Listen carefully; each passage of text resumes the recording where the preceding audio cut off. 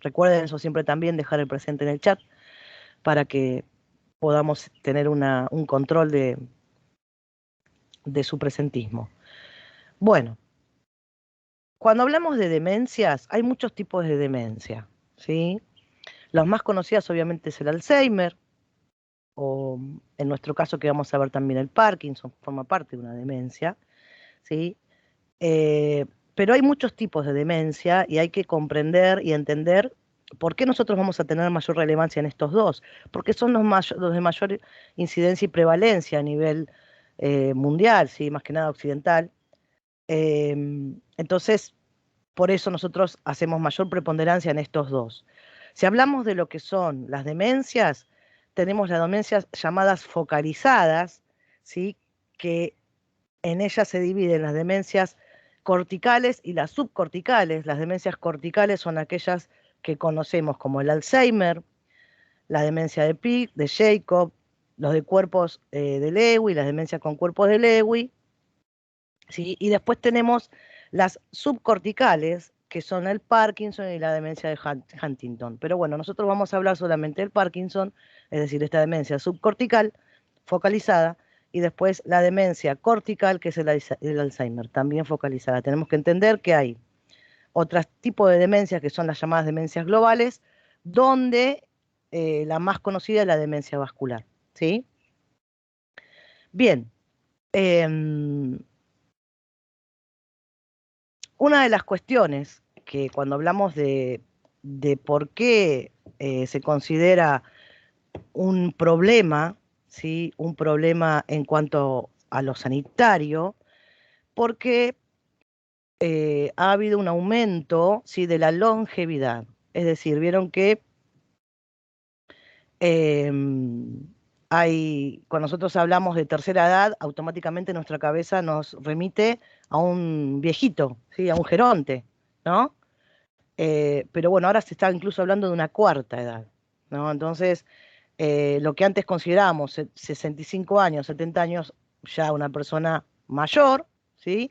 Ahora sabemos que hay adultos mayores que tienen incluso 84, 90 años, ¿no? Ahí la tienen a Mirta Legrand, por ejemplo, que es una señora de 94 años y la lucidez que tiene, ¿no?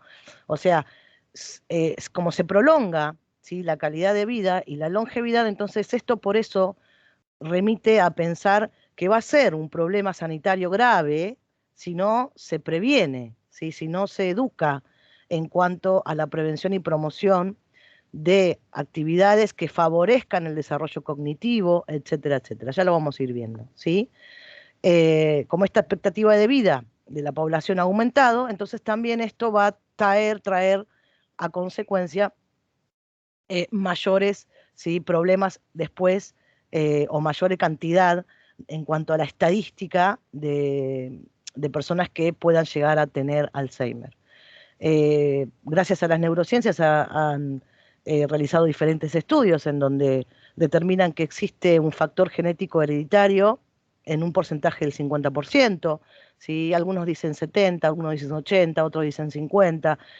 Vieron que, por ejemplo, para la mayoría de los trastornos decimos que es multifactorial, ¿no? Hay unos múltiples factores que intervienen a la hora de que se desarrolle un trastorno, pero como esto es orgánico, dijimos bien, es un trastorno orgánico, es decir, hay un órgano que se ve afectado aquí, ¿sí?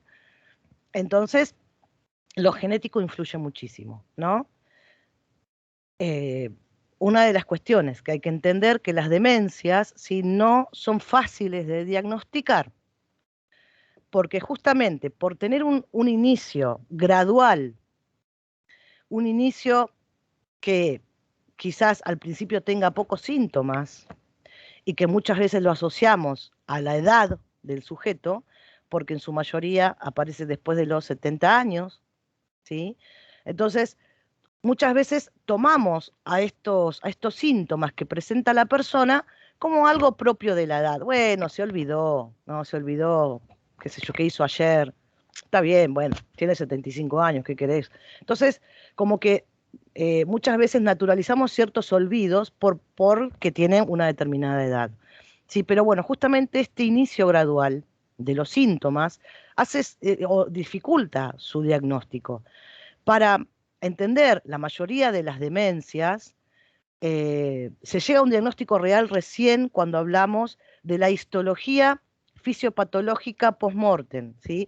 Es decir, requiere la verificación anatomopatológica, histológica, es decir, una vez que la persona muere, se hace un corte, ¿sí?, del cerebro, se toma una muestra, se estudia, ¿sí?, pero eso ya implica haber fallecido.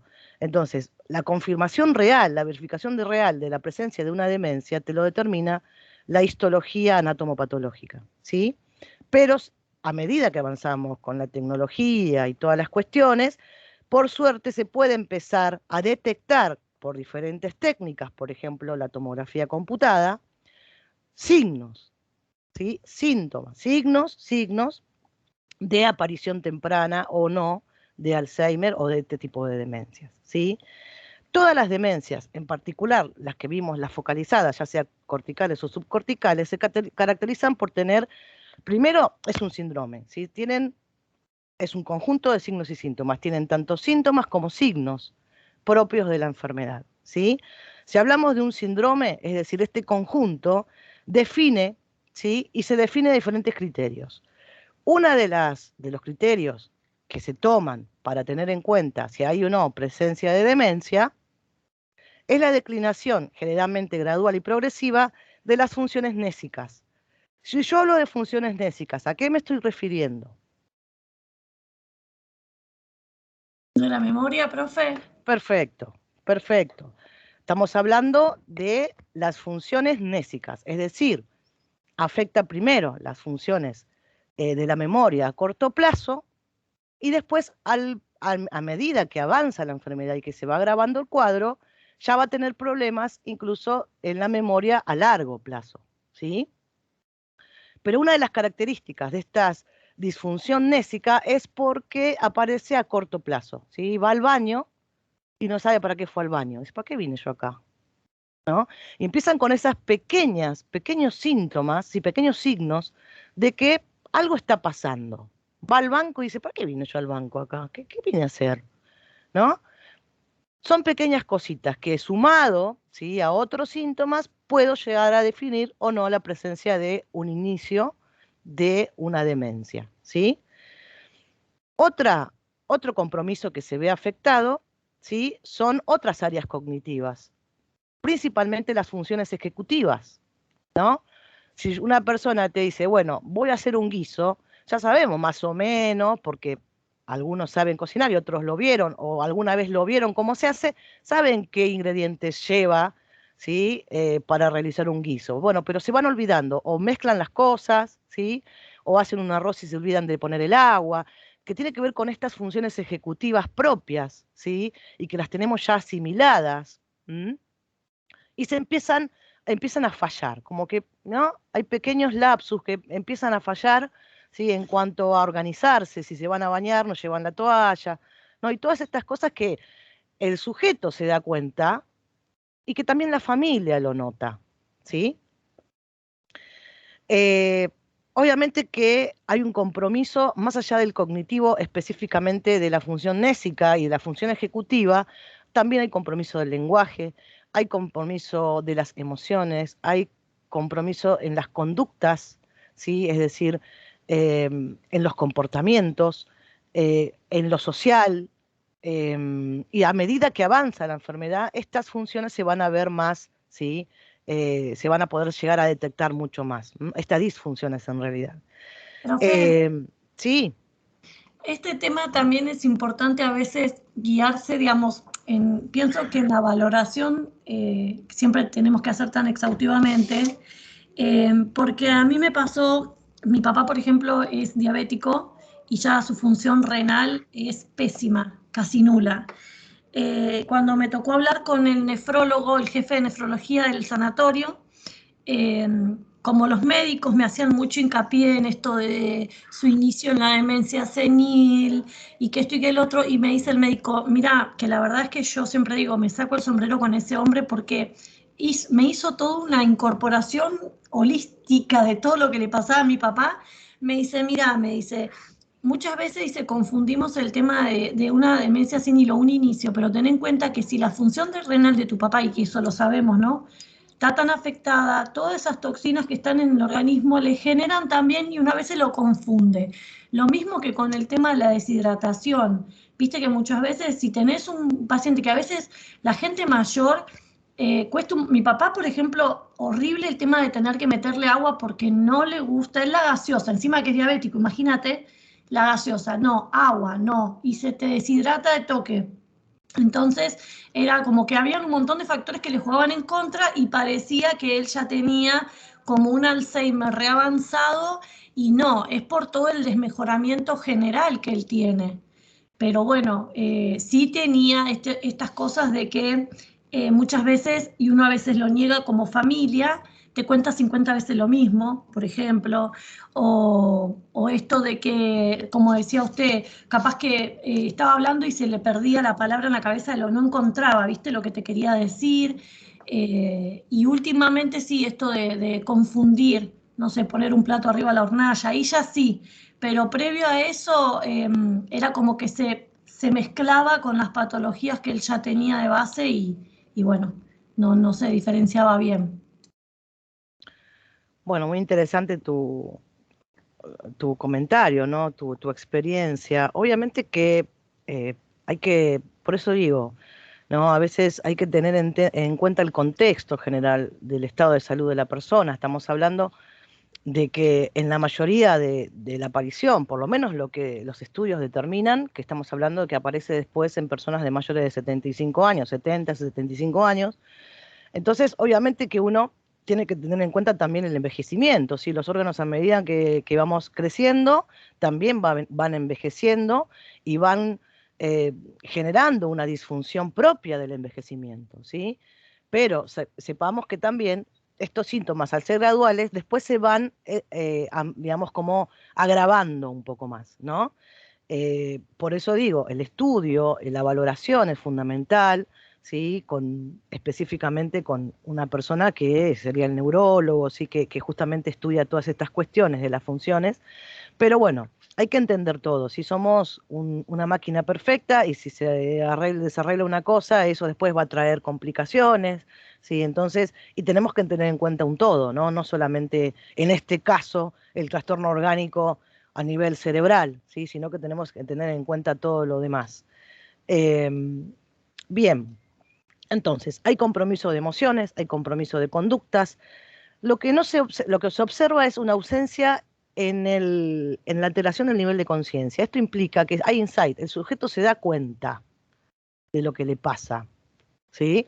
Obviamente cuando estamos hablando en edad, digamos, en lo que es el trastorno no tan avanzado, ¿sí? Es decir, un trastorno leve, cuando empieza con los síntomas, se da cuenta que se olvida, o se da cuenta que está haciendo cualquiera, que está metiendo un zapato dentro de la heladera, ¿no?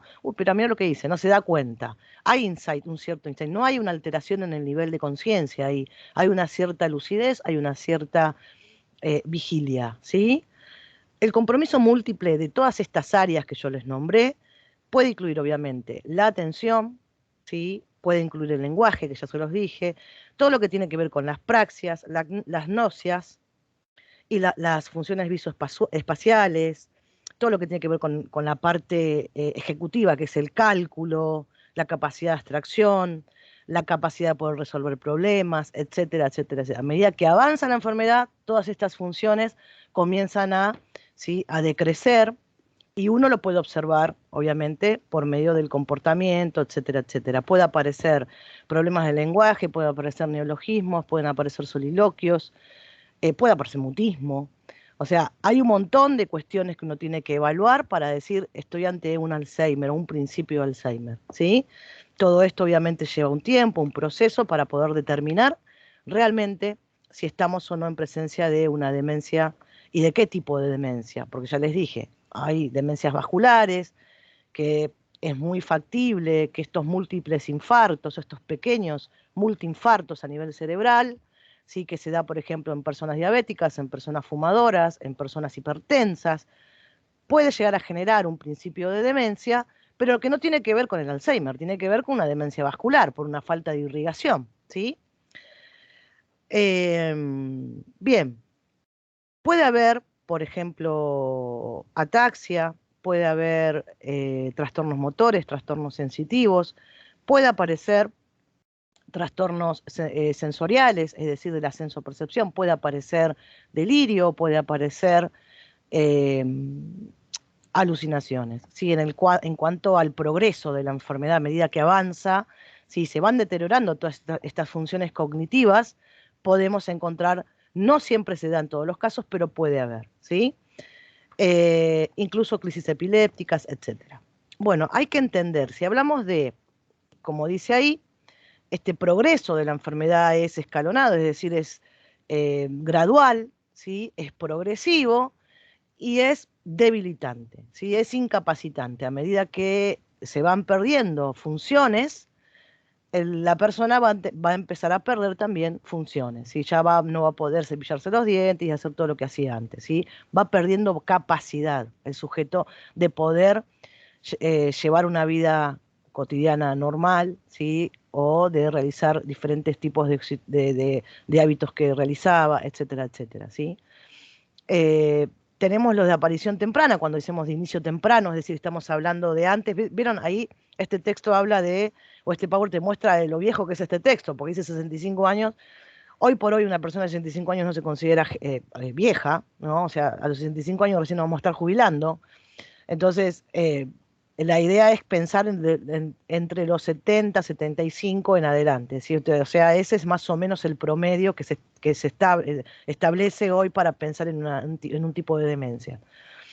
Más o menos 75 años en adelante o antes, ¿sí? Si yo empiezo a tener estas dificultades, estas disfunciones a los 45 años o los 50, esto implica que estoy teniendo una demencia temprana, ¿sí? De inicio temprano, ¿sí? Bien.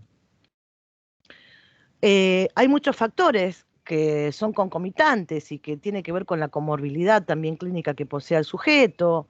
Eh, ya les dije que tiene un mediado, no sé, moderado porcentaje hereditario, genético, pero también tiene que ver con trastornos ventriculares, con trastornos infecciosos, inmunitarios, vasculares, convulsivos, sistémicos, etcétera. O sea, tengo que tener en cuenta todo, ¿no?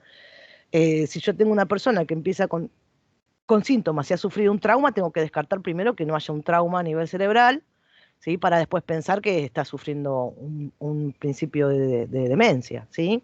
Entonces, todas estas cuestiones que están acá, que yo les nombro acá, tiene que ver con descartar, empezar a descartar esto, ¿sí? O tener en cuenta a la hora de llegar a un diagnóstico definitivo de demencia, ¿sí?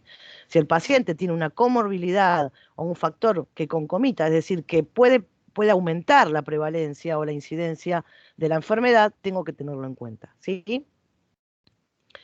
Bien, entonces estos son los que yo les dije. Nosotros vamos a detenernos en el Alzheimer, ¿sí? Que es una demencia focalizada cortical, y la enfermedad de Parkinson, que es una demencia focalizada subcortical, ¿sí? ¿Me siguen hasta ahí alguna duda? Sí, profe, se entendió. Perfecto. Bueno, dijimos que el Alzheimer, al ser una demencia focalizada cortical, ¿sí? Tiene síndromes característicos, ¿sí? Más allá de todos los que les nombré, que son, vuelvo a la filmina de esta, ¿no?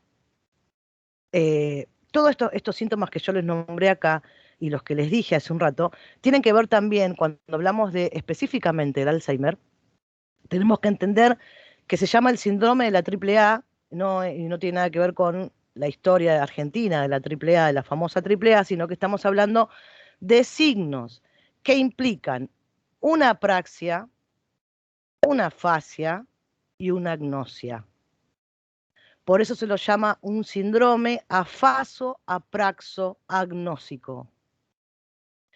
¿Qué significa la apraxia? ¿Qué significa la afasia? Ya lo vamos a ir viendo, ¿sí?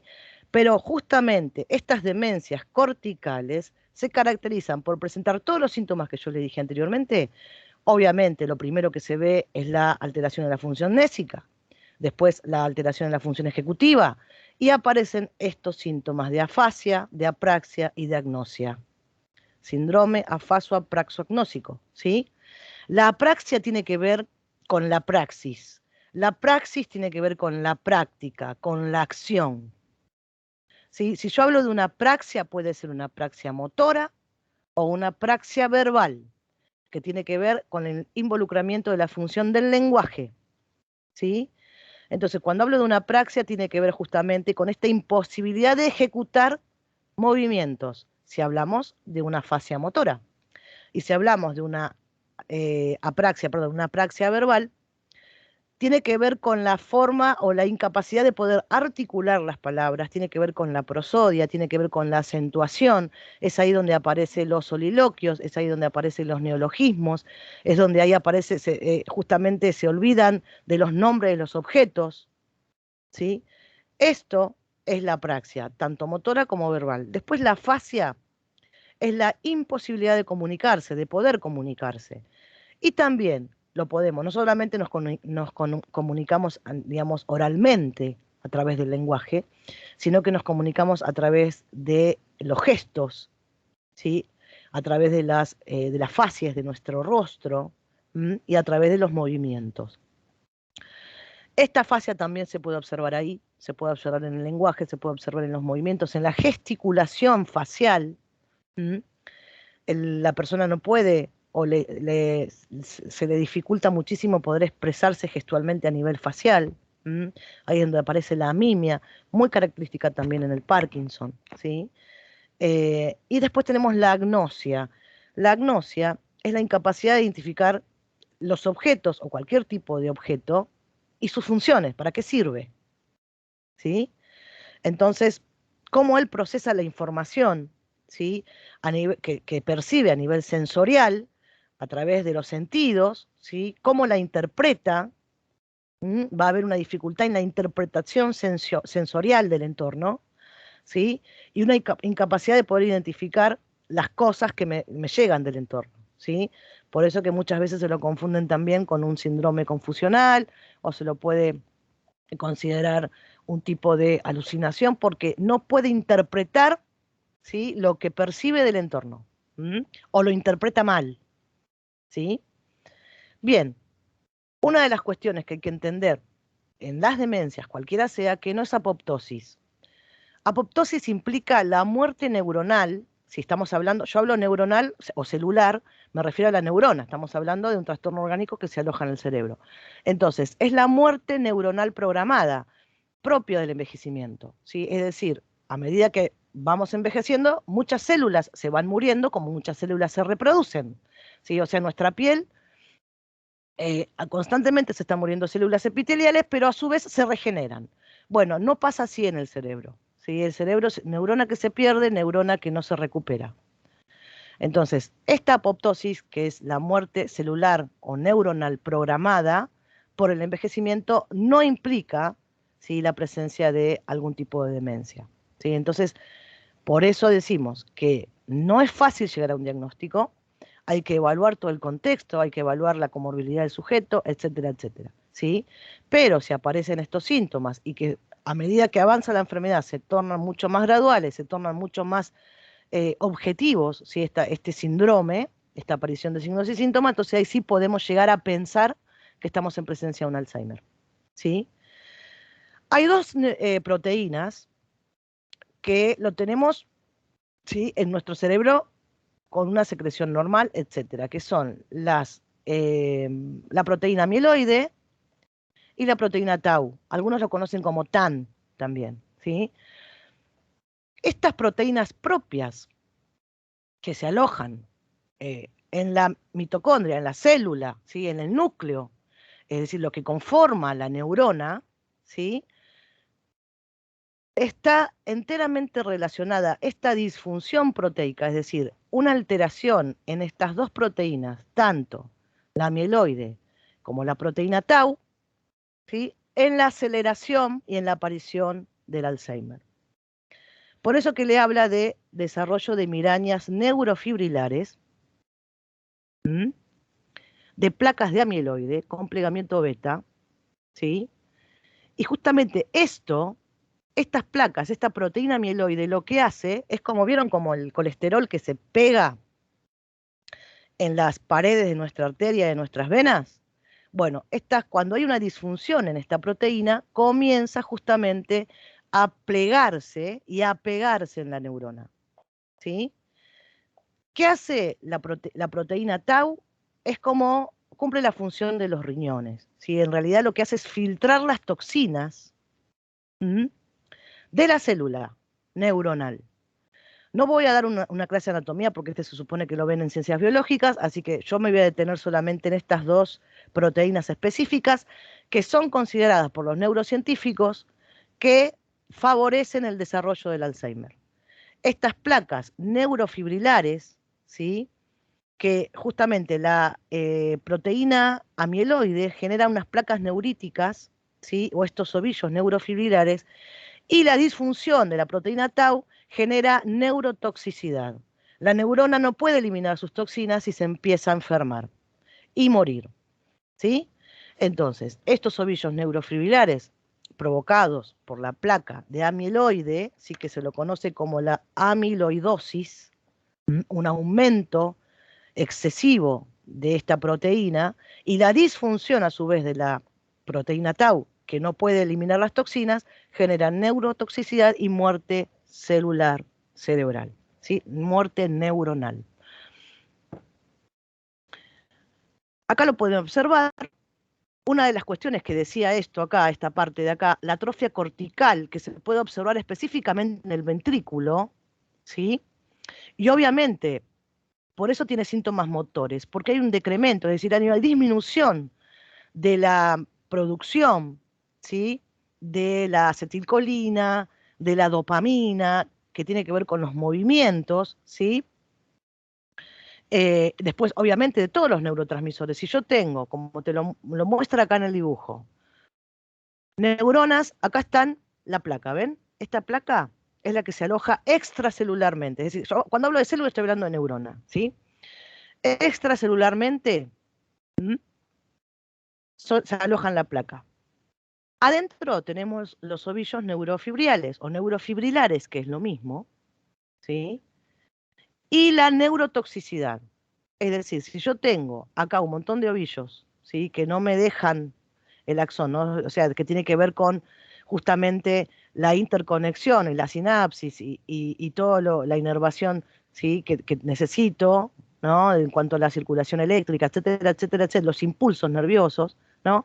No se van a poder comunicar. Si yo tengo una así, que es esta, y otra de neurona sana, ¿cómo hace? ¿Cómo se logra la sinapsis aquí? Si hay una disminución incluso de los neurotransmisores, ¿sí? En la secreción de los neurotransmisores. ¿Mm? Entonces, estas placas se alojan por afuera de la célula neuronal y los ovillos por adentro. Más encima le agregamos la neurotoxicidad, neurona muerta. ¿Sí?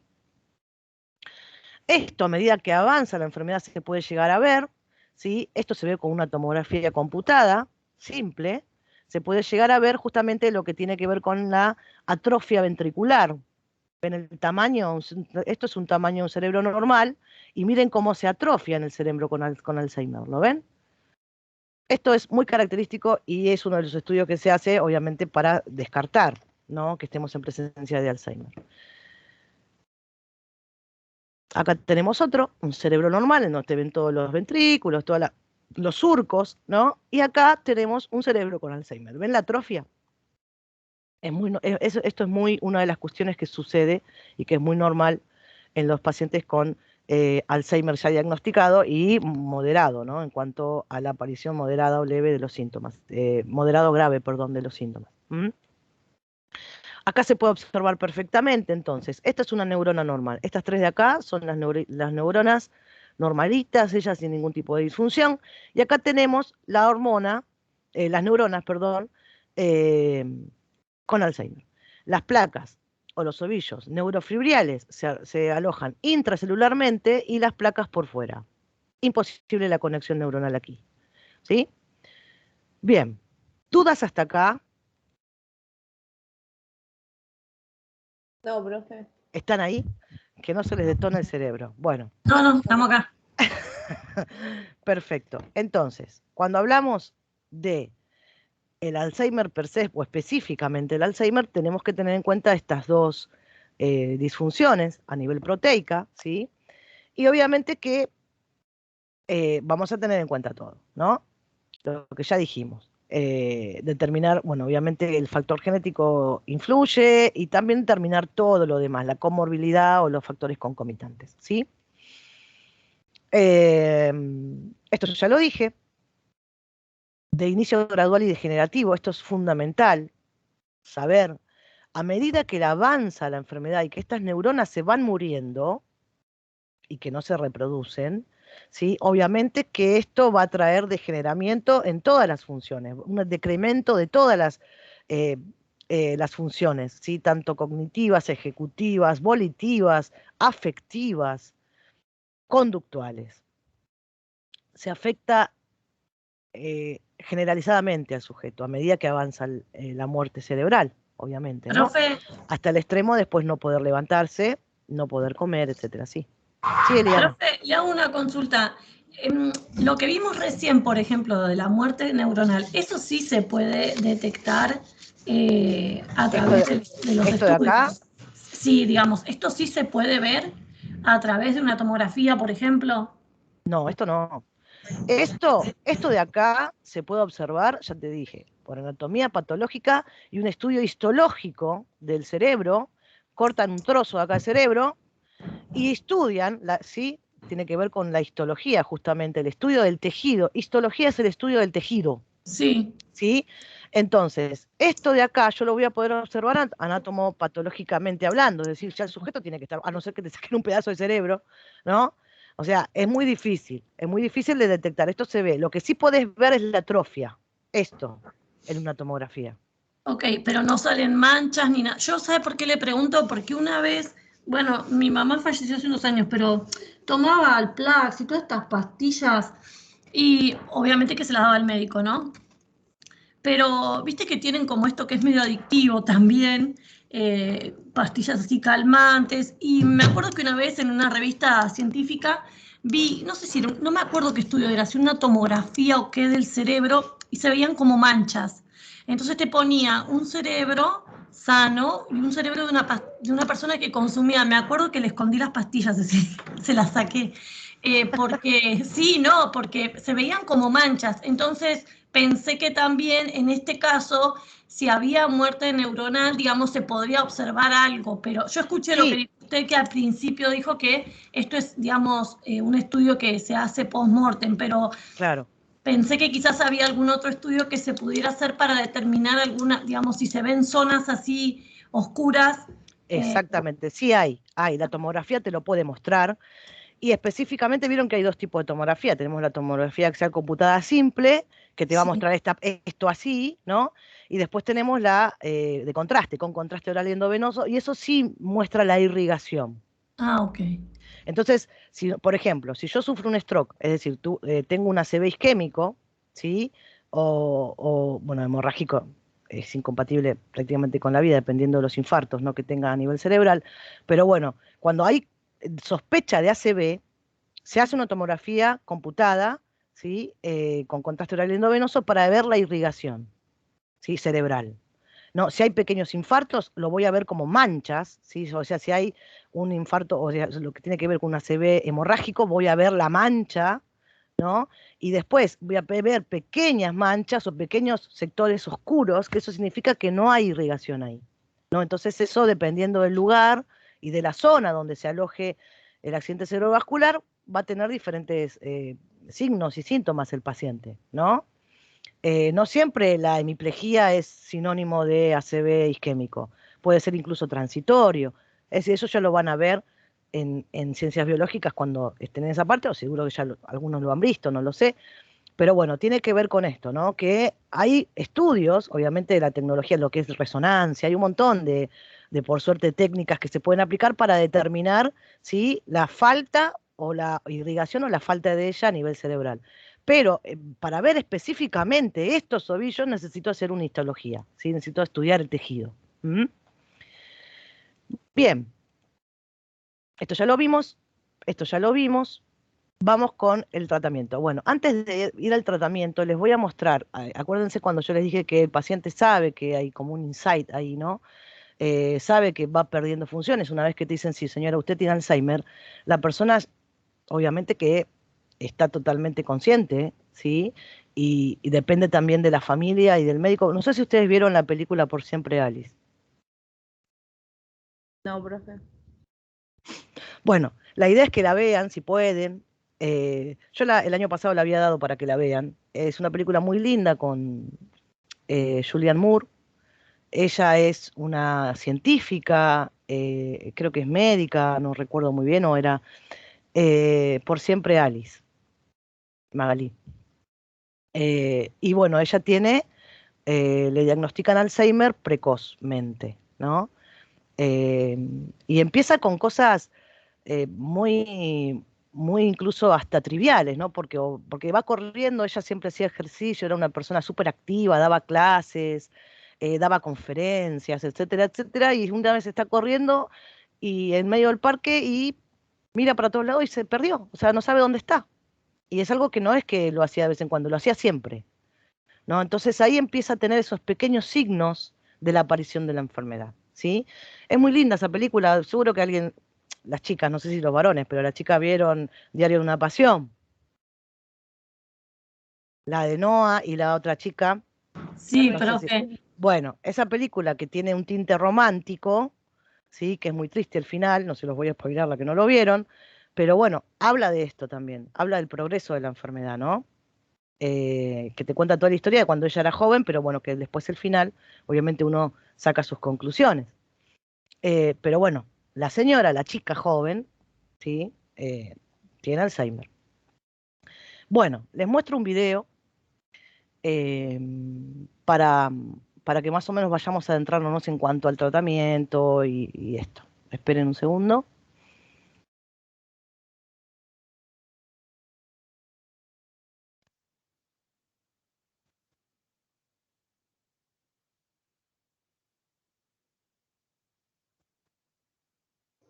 What's one of your first memories? One of my first memories? Huh.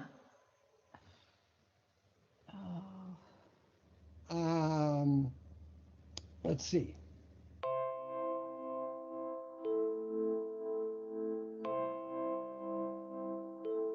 I remember I must have been 4 years old. Oh yeah, I was 2 or 3 at least. It was a beautiful day. I remember the sun. Well, it was steamy hot in Costa Rica. it was pouring rain. There was a stream, and I wanted to get in the stream. I was really excited about the puddles. I just wanted to take off. I just wanted to go see the world. I made it about a half a block. That was my world at that time. But I don't remember very much more. What's one of your last memories? Oh, well. Okay, I can't think of one right now. It's an Alzheimer's moment. This morning I went off to where did I go this morning? What did I do this morning before we met? I don't remember. What's one of your saddest memories? Probably losing my parents. That was tough for me to get over. I love my dad.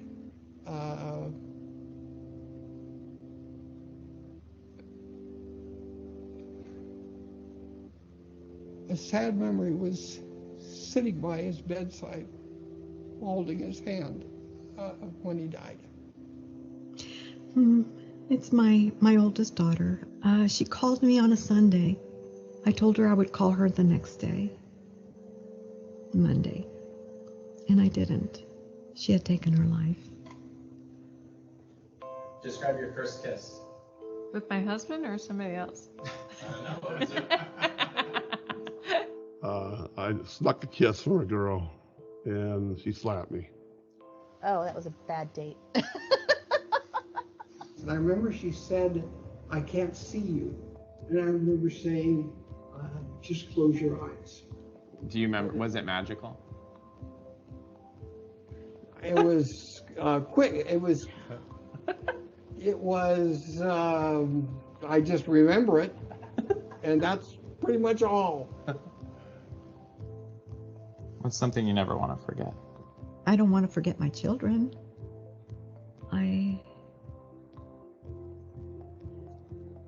Yeah, my children. I hope to never forget their names and their faces. My husband. Good answer.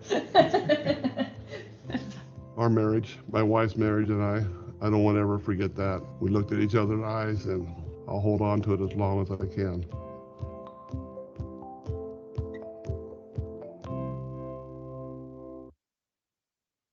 Bueno, ven lo que les digo cuando hay insight, ¿no? ¿Qué tiene que ver con esto? Que saben que a medida que pasa el tiempo y la enfermedad va avanzando, se van a olvidar de las personas que más aman. Bueno, ahí les muestro otro.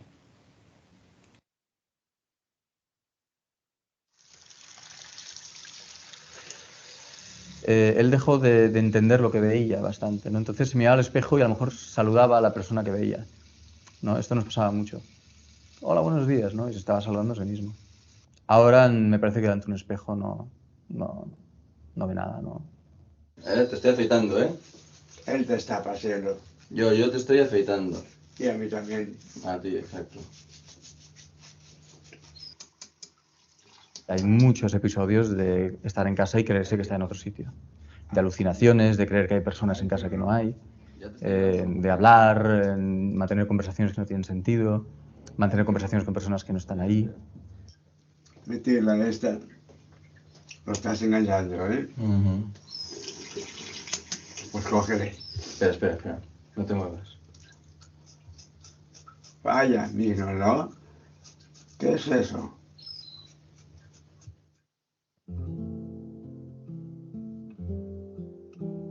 Mi padre está, pues, de una escala de 10, estará sobre un 7, ¿no? En lo que es la enfermedad. Pero él está bastante, yo lo veo bastante sereno, bastante tranquilo ahora. Pero claro, necesita asistencia 24 horas al día, 7 días a la semana, ¿no? Todo. Es incapaz de hacer cualquier cosa. Y es que no sabría salir de casa y volver a casa, no. Sería incapaz de hacerlo.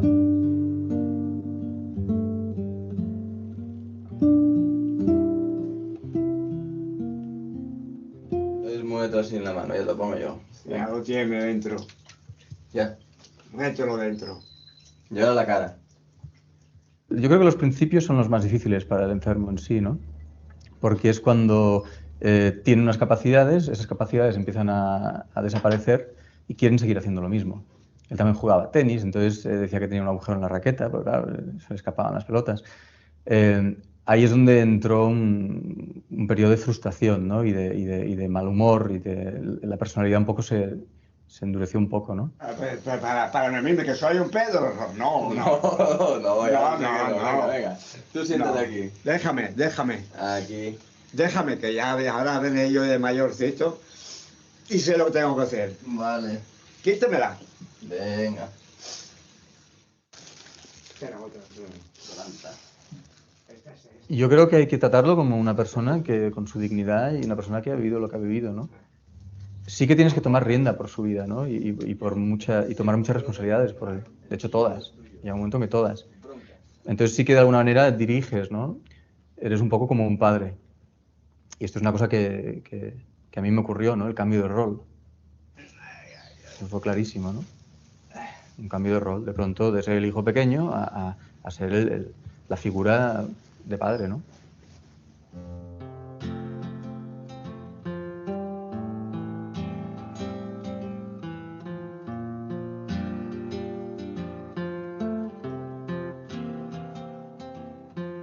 La enfermedad tiene sus dificultades según la etapa de la enfermedad, ¿no? Y aunque ahora a lo mejor la enfermedad está más avanzada, hay ciertas cosas que se simplifican.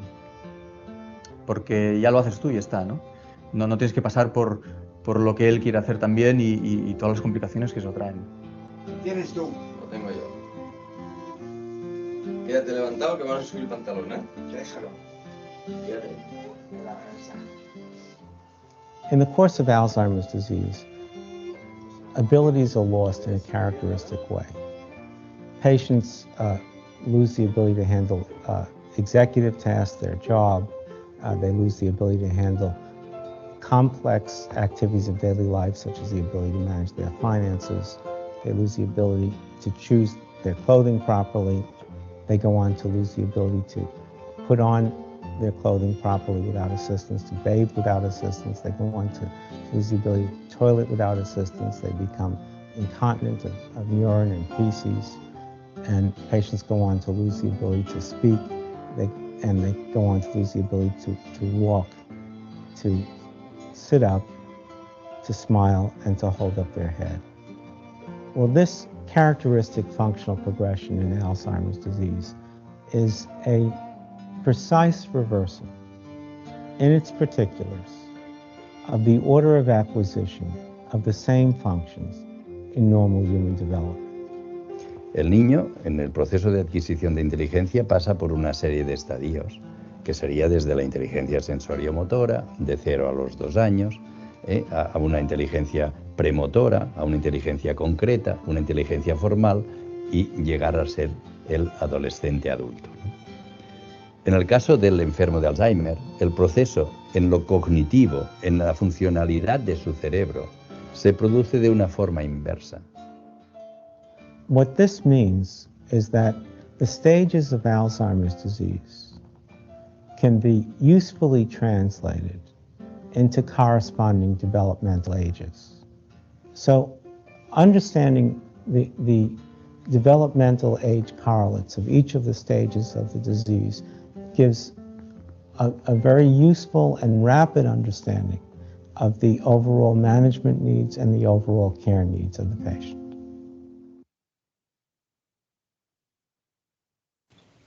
Bueno, ¿qué les pareció? Aclara un poco, ¿no? Sí, Cristian. Te escucho. ¿Levantaste la mano, Cristian? ¿Estás ahí?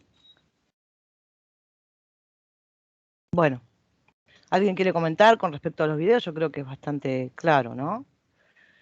Como el progreso degenerativo, esto que yo les decía, a medida que avanza la enfermedad, va desarrollando un mayor progreso y deterioro, ¿sí?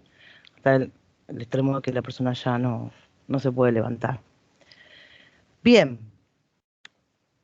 Mientras se carga el power, hay que entender, obviamente, que hay un montón de situaciones que nosotros podemos hacer, que nosotros podemos intervenir y pensar en nosotros como que el día de mañana vamos a ser ancianos, vamos a seguir creciendo, y tiene que ver con esta capacidad de realizar actividades que nos mantengan activos cognitivamente, ¿sí? Es decir, activos en todos los sentidos. Ustedes están haciendo algo ahora de estudiar, que eso mantiene una actividad cerebral, ¿sí? El hecho de hacer, qué sé yo, juegos de mesa, sudokus, crucigramas, juegos de memoria, todo eso activa y ayuda, ¿sí? A que este detrimento, ¿sí? De todas las funciones tengan por lo menos un menor progreso, ¿sí? No va a evitar obviamente que si se nos declara el día de mañana la enfermedad de Alzheimer lo podamos evitar, ¿no? Pero bueno, el hecho de poder tener justamente esta actividad, o estar,